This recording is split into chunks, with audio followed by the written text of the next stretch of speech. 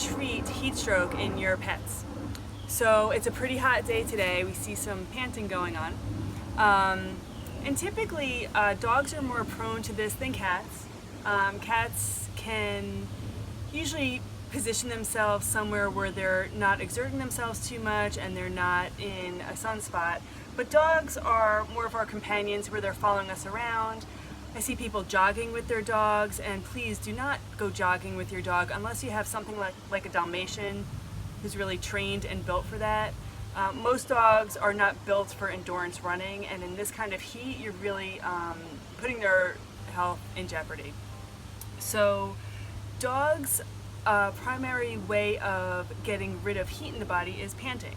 So for us it's sweating, so we might sweat, you might see sweat on your face or on your underarms, but for dogs it's panting. So this is normal. This is a normal behavior for them to get rid of heat. In cats, if you see panting and they're in a hot situation, it could be heat stroke. If you see your cat panting though, it's usually a sign of pain or discomfort, so you need to distinguish the two.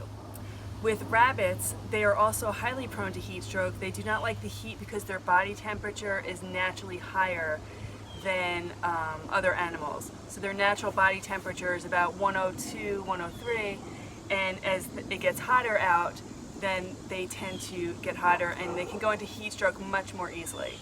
So the first thing is to prevent heat stroke, and that is taking into consideration the age, the weight, the breed, and the medical condition of your pet. So if you have an older dog, if you have a dog with asthma or arthritis or heart conditions or kidney condition or any kind of breathing like laryngeal paralysis or collapsing trachea, those pets are more at risk for heat stroke, as are pets that are brachycephalic. Those are the pets with the smushed in faces, and they're very cute and adorable, but they have a lot of trouble getting air in and cooling themselves off. So a lot of times you'll see them panting and their tongue is kind of curled up because they're really trying to circulate air. The next thing is keeping your pet in a cool environment if it's hot out, or taking frequent breaks if you're outside with them walking, keeping them in a covered shaded area if you're hanging out outside. If you're on a patio or a deck, you can put a fan on them and then they can decide if they want to lie in front of the fan or not. That will also prevent the bugs from coming near them. And you can do things like having an ice chest with you if you go somewhere with them, and having something like a wet bandana, and it's in a cool container. So this is a cool wet bandana, and if you put this on your pet, you want one too.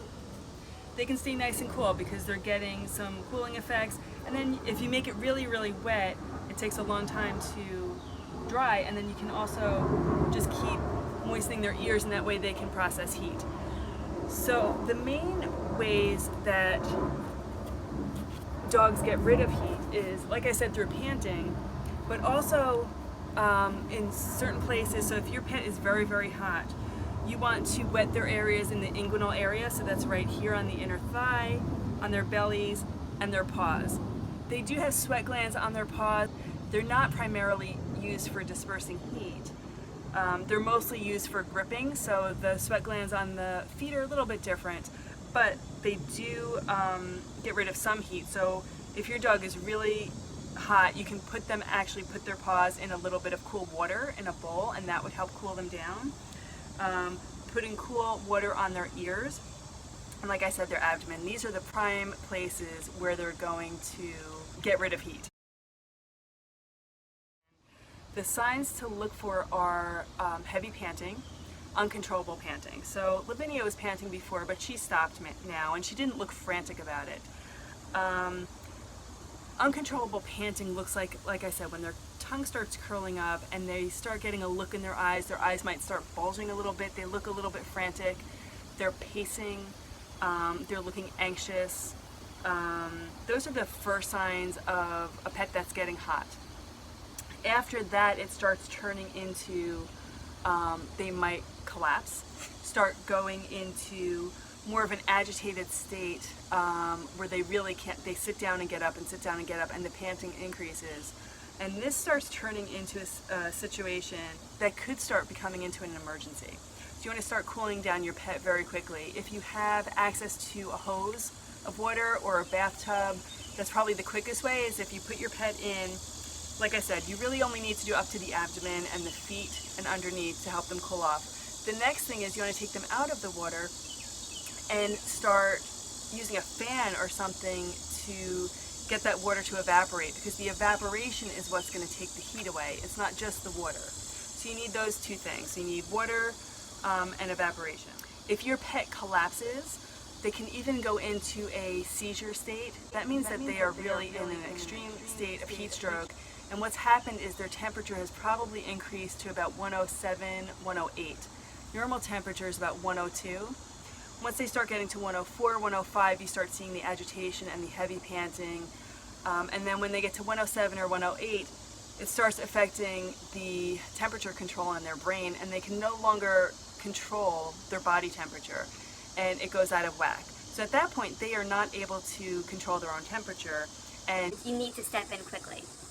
So besides getting them to the hospital, because this will turn into something more serious after they're cooled down, and they will need medical treatment. But if you're just trying to start the cooling before you get to the hospital, you can use a wet bandana. The other thing is also having water. So if you have a water bottle with you, just put it on their feet. Don't put the whole thing on, because you're going to need to keep putting it on so that it evaporates, and you put more on and then it evaporates.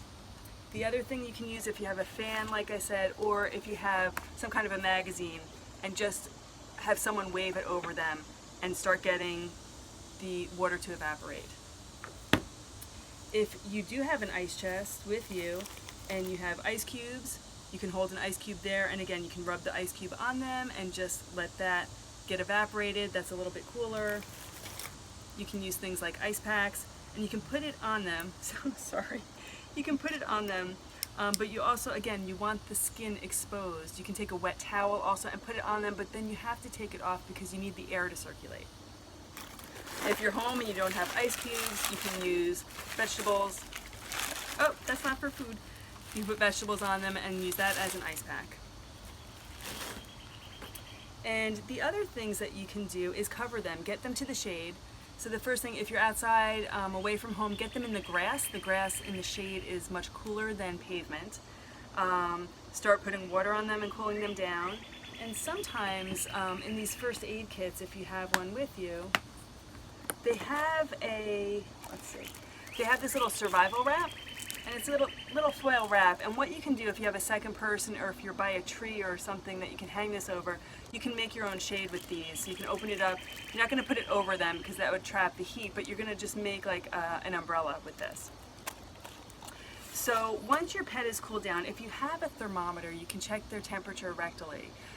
Like I said, if their temperature is 106, 107, 108, you really need to start getting them to the hospital, but start cooling them down in the meantime. That's going to be really helpful.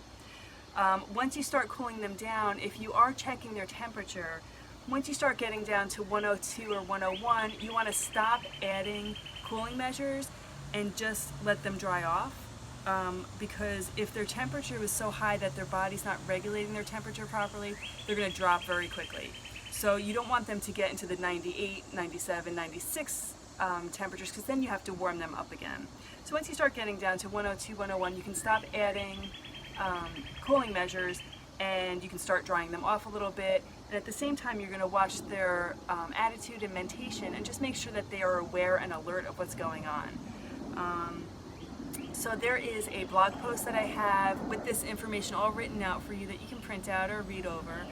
And I hope you share this with your friends so that you can keep your pets cool and safe in the summer. Okay, see you soon.